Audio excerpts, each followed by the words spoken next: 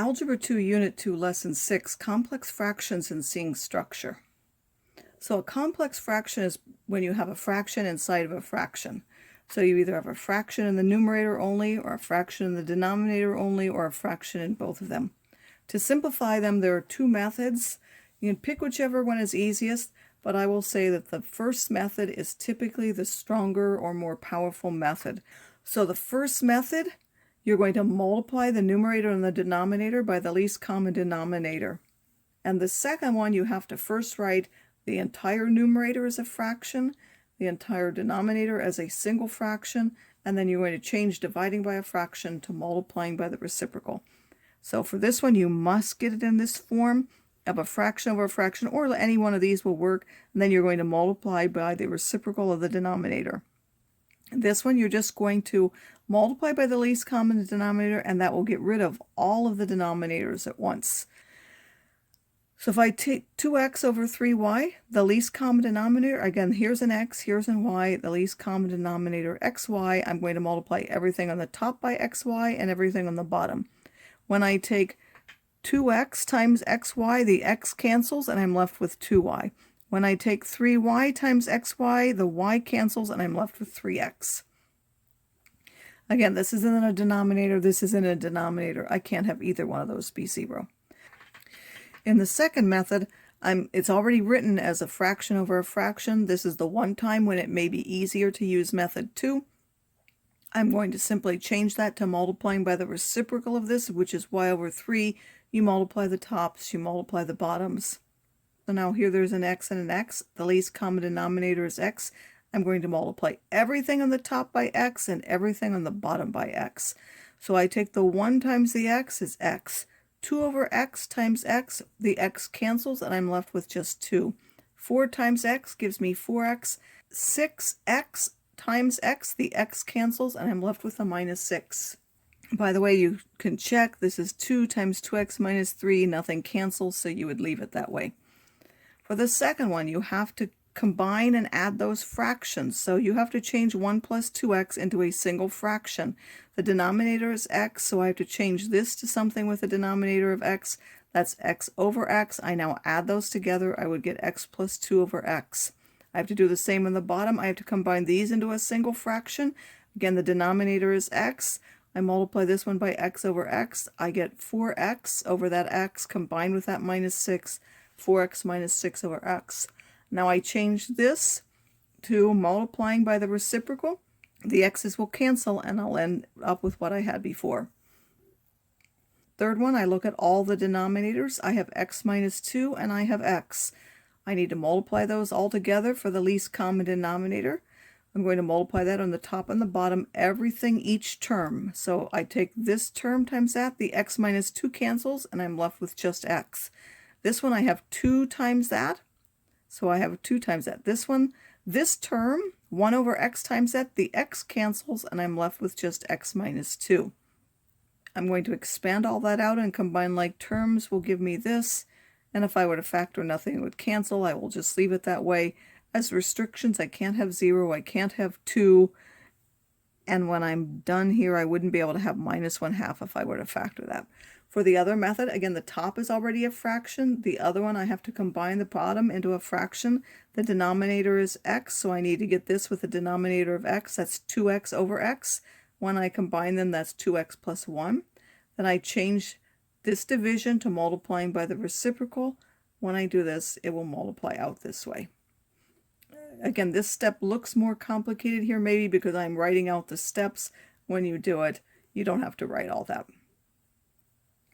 For this one, the least common denominator, I'm going to have to do it twice. So I would multiply here by x and here by x first to change that to one fraction. So I'm ignoring the 1 plus. I'm just going to multiply here by x and here by x would give me x over x plus 1. Then I need to now do the next step. The only denominator is x plus 1. So I would multiply by x plus 1 and x plus 1. This would be x plus 1. The x plus 1 would be cancel, and I would have just x. I combine that. That gives me here. Here I have to combine each of these into a fraction. So first these two have to be combined into a fraction. That's x plus 1 over x. Then I change that to the reciprocal. Then I have to combine those two into a fraction, which I'm showing here. When I combine them, that's 2x plus 1. Then I change that one to the reciprocal. Now the other part that we're going to look at is what's called seeing structure. Seeing structure means you're going to look at the information you're given and figure out how to use it to get what you want without solving. Now, the examples that I'm giving you, some of them have easier ways, like you're like, I could just solve for x and y and find it. Yes, I understand that. But if I give you, say, x plus y and x minus y, those are the only things you're allowed to use. You're not allowed to solve for x and y and use them separately. So now these first ones, we have division, and we could do long division for that and find it, and we will get the same answer. Seeing structure says, I want to look at this top is close to being the bottom. So how close is it? Well, if I were to take this and multiply by 2, and then I'm going to fix it up. So this is almost twice that. So I look at twice that. Twice that is 6x minus 10. But it's not 6x minus 10, it's 6x minus 3. So what would I have to add or subtract from that to get minus 3? I would have to add 7. So minus 10 plus 7 is the same as the minus 3 I started with. So I fix this up and put that plus 7.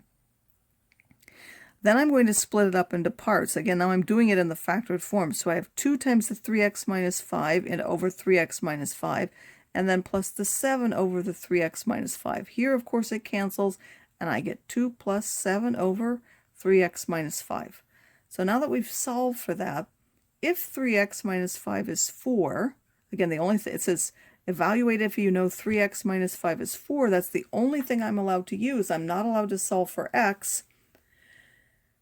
I now know 3x minus 5 is 4, so if I take that and divide when that's true, I will end up with this being 4, and now I will get 3 3/4 when I simplify it.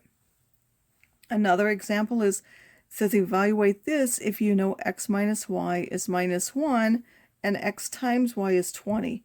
Now you could figure out how to get that. You could solve for x and y and do that, but that's not what it's asking you to do. So you're only allowed now, you have to figure out how to write this in terms of x minus y and x times y so that you could evaluate it.